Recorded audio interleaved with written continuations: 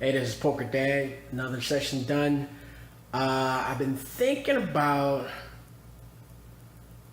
what happened on my last session before I started this one. The big question was why was I getting so much action from the table?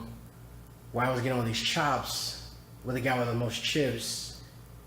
And it took me about 12 hours to figure it out.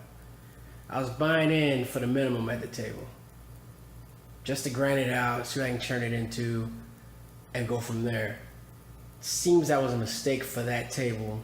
It was working previously, but that table was all about action. And by me buying in for the minimum, everybody was treating me like it was a tournament.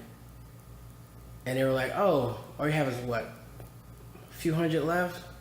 Any action I did, I was getting called. For them, it was no big deal.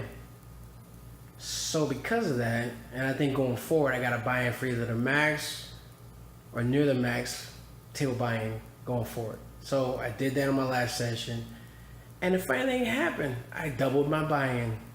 Because if I made a move, they knew they had the answer to the rest of my chips.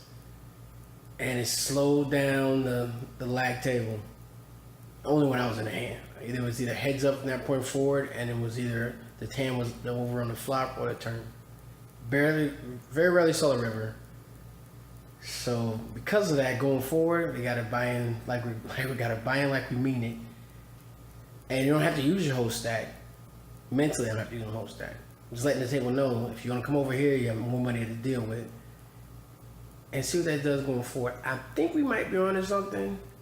And that's the main reason why I'm sharing this, is because it may help somebody else out there who's going in small and wondering why you get all these calls, why unnecessarily you call me with 2-4 suited when I got a pair of jacks.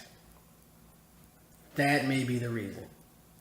But that's one data point. So far it's looking like that's the reason why. So I'm gonna post this up, and hopefully my next session I'll have the same results. Late.